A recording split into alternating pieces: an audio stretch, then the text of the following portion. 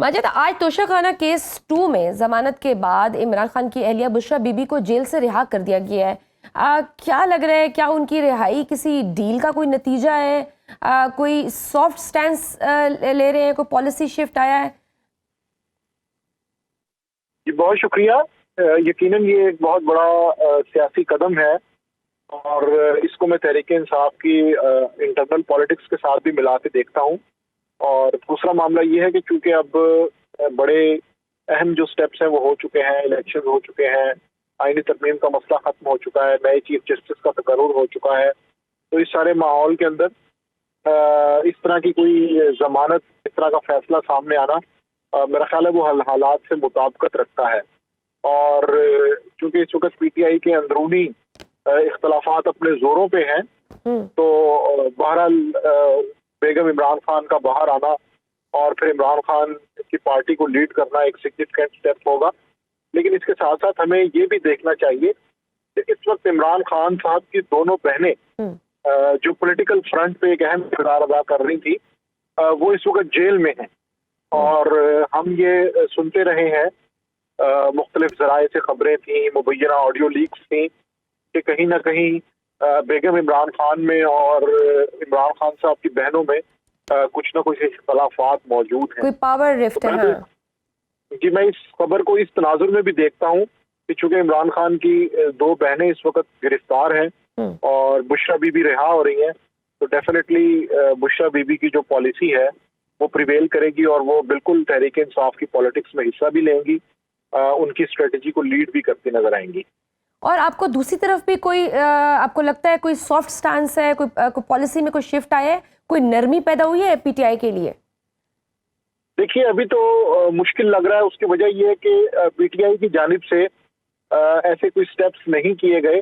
हमारे सामने अली अमीन गंडापुर की मिसाल है कि उन्होंने बिल्कुल हुकूमत से ताउन करने की कोशिश की, लेकिन पार्टी के अंदर इस चीज को पसंद नहीं किया गया। तो पार्टी में बिल्कुल एक रिफ्ट मौजूद है और इस तरह का कोई कॉन्फिडेंस बिल्डिंग मैयर अभी तक नहीं किया गया जिससे ये पता लगे कि पार्टी मामलात को डी एस्केलेट करने में संजीदा है। तो इसलिए पार्टी की तरफ से जब तक एक मुतफिका और मुश्तरक हिकमत अमली सामने नहीं आती, उस वक्त तक ये कहना बईद अज़ क़यास होगा कि इसके अंदर पार्टी की जानिब से भी कोई इन्वॉल्वमेंट है या कोई मामलात बेहतरी की तरफ जाना शुरू हो गए।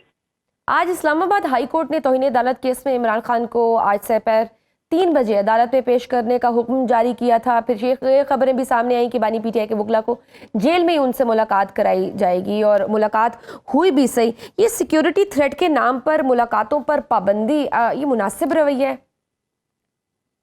देखिए ये बहरहाल एक संजीदा मामला इसलिए भी है कि जब आप सिक्योरिटी थ्रेट्स की बात करते हैं तो फिर उसको चैलेंज करना, उसको नेगेट करना या उसके हवाले से ऑल्टरनेट पॉइंट ऑफ व्यू देना खासा मुश्किल हो जाता है। लेकिन इसके बावजूद मैं ये समझता हूँ कि किसी भी सियासी और कौमी लीडर की सिक्योरिटी को इंश्योर करना चाहिए और इस हवाले से जो भी हर मुमकिन इक़दाम है वो किए जाने चाहिए, क्योंकि लीडरान मेरा ख्याल है कि वो जेल में भी हों तो उनकी सिक्योरिटी खासी अहम होती है। तो इसलिए हमने देखा कि माजी में जब तक हुकूमत को अदालत की तरफ से हुक्म मिला, मिसाल के तौर पर 9 मई के बाद जिस तरह जस्टिस बंदियाल ने उन्हें तलब किया था, तो गवर्नमेंट ने बाकायदा फुल प्रूफ सिक्योरिटी में उनको अदालत में पेश किया था।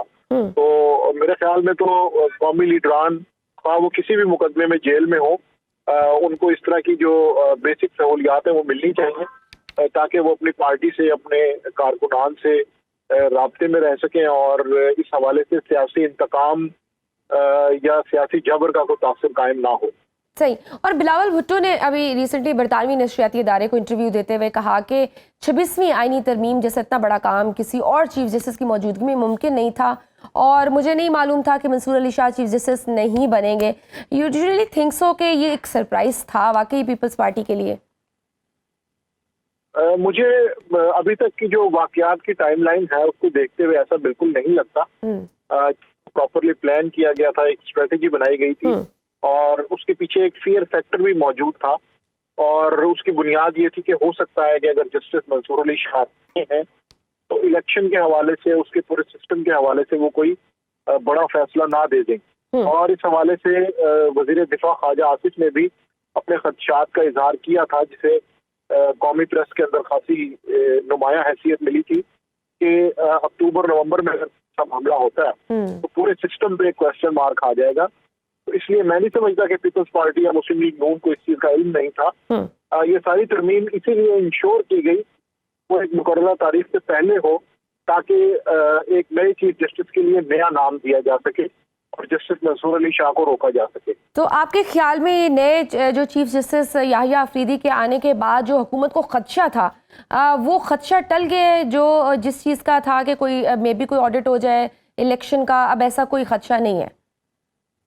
जी, इसके इस सवाल के 2 पॉइंट्स हैं। एक तो ये है कि हमारे सामने माजी में मिसाल मौजूद है कि लोग किसी भी हैसियत में किसी भी मनसब पर आने से पहले उनका तरीका मुख्तलिफ था, उनका तर्ज अमल, उनका रवैया मुख्तलिफ था, लेकिन सीट पे आने के बाद वो तब्दील हो गए। इस तरह की भी मिसालें मौजूद हैं। और दूसरी तरफ इस मामले में अभी तक की जो उनकी मिसाल है, उन्हें गैर जानिबदार, गैर मुतनाज़ जज समझा जाता है, लेकिन आने वाले 1-2 महीने के अंदर वो 2-3 पॉइंट्स के अगर उनके ऊपर उनकी अगर परफॉर्मेंस देखी जाएगी तो फिर ये तय करना आसान होगा। मिसाल के तौर पे सुप्रीम कोर्ट में इस वक्त एक डिवाइड मौजूद है, जजेस में इख्तलाफात हैं जिसका गाहे गाहे इजहार होता तो वो रहता है। कर पाएंगे ये चैलेंज, पूरा ग्रुपिंग जो है उसको खत्म कर सकेंगे? देखिए, अभी तो इस मामले पे कुछ भी कहना कबल अज़ वक्त है। उसकी वजह यह है कि जो पोलराइजेशन सुप्रीम कोर्ट में चल रही है उसको सामने रखें तो ये खासा एक बड़ा चैलेंज होगा, जिसकी बुनियाद पर ये सारे फैसले लिए जाएंगे। तो अभी तक की सिचुएशन में ऐसा लगना खासा मुश्किल नजर आ रहा है। उसकी वजह ये है कि उनका तासुर तो बिल्कुल गैर जानिबदाराना है, लेकिन इतना ये होगा कि क्या वो मखसूस नशिस्तों पर फैसले के अमल दरामद के हवाले से कितना सख्त मौकफ लेते हैं। अगर तो वो उस हवाले से नर्म रवैया इख्तियार करेंगे तो फिर ये डिवाइड मौजूद रहेगी, और अगर वो इस हवाले से सख्त रवैया अपनाते हुए गवर्नमेंट को मजबूर करेंगे कि वो इस फैसले पर अमल दरामद करे, तो फिर ये कहा जा सकता है कि वो जजेस के इत्तेहाद या इख्तलाफात को खत्म करने के लिए आगे बढ़ेंगे। अगर ऐसा नहीं होता तो फिर हुकूमती खदशात बिल्कुल दुरुस्त साबित होंगे कि जस्टिस मंसूर अली शाह के बाद उन्हें रिलीफ मिलेगा।